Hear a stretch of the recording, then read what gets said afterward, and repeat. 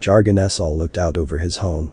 The view from the top of the council chambers was one that still had the power to awe him, even all of these years later.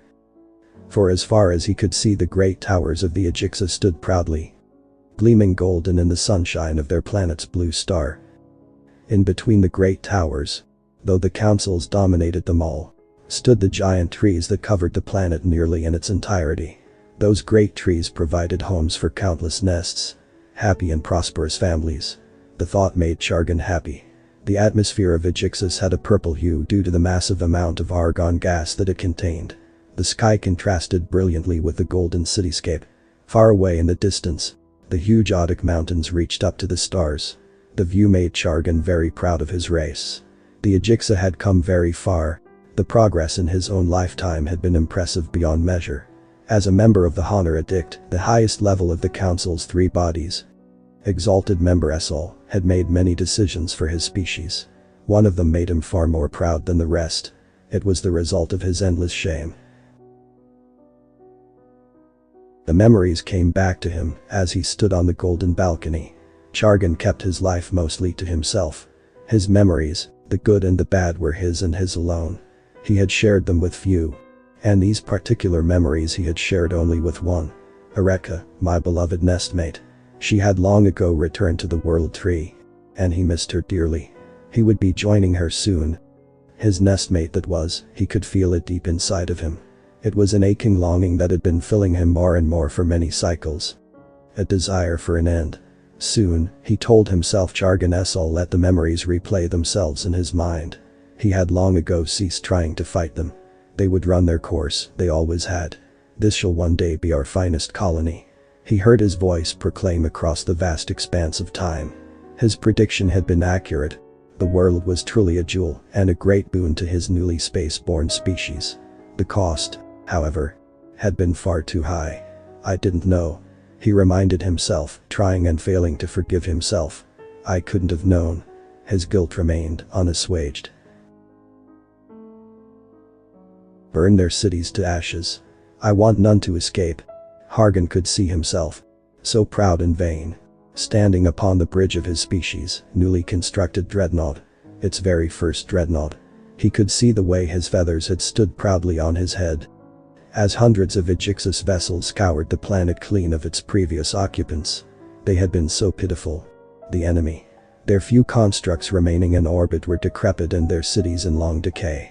When his fleet had been raining fire down from the heavens, Jargon had been certain that he was doing them a service. They had offered no resistance. They hadn't begged or pleaded for mercy. They simply burned. It had taken a very long time to clean up after the destruction was complete. The Ajixa fleet had done its job so completely that hardly any record of the original inhabitants' lifestyle or culture could be found. But eventually, the truth came forward. It was a scene that Jargon Essol would never forget, one that changed him forever. In an ancient archive, uncovered deep in an abandoned core mine, his troops had discovered it. At first they were excited, thinking some treasure lay hidden beyond the massive stone doors. Upon entering the archive, they had found something else. It was an Ajixa scientist who realized what it was that had been stored within the massive data repository. There, in billions of lines of code, was a blueprint. A blueprint for the Ajixa species. A complete record of how they had been designed. Discussions about habitat, mating, and lifestyle were all there in the archive. Even the genetic models for the giant trees that covered Ajixa were included. Jargon Essol had discovered his species' gods. And he had burned them to ashes. I didn't know. I couldn't know. There was no record of why they had been made. There wasn't even a record of the previous inhabitants' history. It had all been destroyed. We don't even know what they called themselves. Jargon lamented, clacking his beaks together in disgust. The only thing anyone knew for certain is that they were all dead now. All dead. By my hand. The Honor Edict decided to destroy all of the evidence. The commoners won't be able to handle such monstrous news. They had proclaimed from their high pedestal. Destroy all of it and put it behind us. So they had. Every trace had been scoured clean. Every Ajixa that knew was sworn to silence. And the ones that refused disappeared to the outer expeditions. The ones that left their arm of the galaxy the ones that rarely returned. Chagrin Essel had vowed that day to change his species. He had risen through the ranks until he had the power to do what needed to be done. Finally, when he donned the golden robes of the Honor Addict and joined the Exalted 3, he decreed that never again would a species that had sentience be annihilated by the Ajixa. It had been his greatest contribution to his species, though there were many who hated him for it. Might made right, the military had argued. Chagrin Essel was a coward and a fool, they said. He didn't care. It wasn't them that kept him awake at night. It wasn't their words that haunted his dreams. Commander Essel's genocide weighed heavily him daily, even after all these centuries.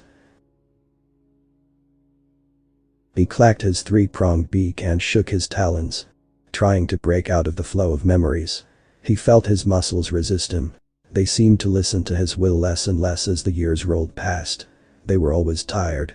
He was always tired, searching for a new train of thought. He let himself wonder about his youngest hatching. The rest of his offspring were cool and content with living a simple existence. The youngest one was not. He was somewhere out among the stars, seeking greatness for his species. Chagrin missed him. His hatchling was wild and unruly. There had been more than a few times when Chagrin wondered whether his son was entirely sane. The father had taken steps to try to restrain his son's nature, and the boy hated him for it. Still, Chagrin was a father, and fathers have their duties. A gran, wherever you are. Chagrin willed out into the cosmos, hoping that maybe, somehow, the boy would hear him. Your father loves you. With what amounted to a sigh, he turned back toward the council chambers. There was much work to be done. There was always more to do. It came in unceasing torrents. A politician can never rest. Today, the council was dealing with an unruly client species on a system 24 light-years away. They wished to be independent from Ajixa oversight. A series of insurrections were proof of that desire. Not for the first time, Chagrin Essel questioned the wisdom of his species' empire, built on bones. If he could start all over again, he decided that he would have liked to have been a woodcarver, spending hours crafting things of beauty, to use his talents to create instead of destroy. All my fault.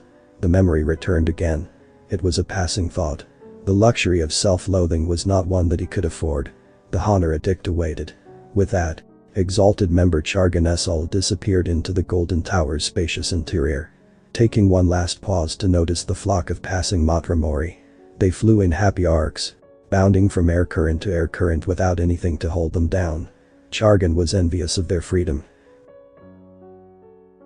The author's name and the link to original text is in the description. Consider tapping the thumbs up and pressing the subscribe button if you enjoyed this video.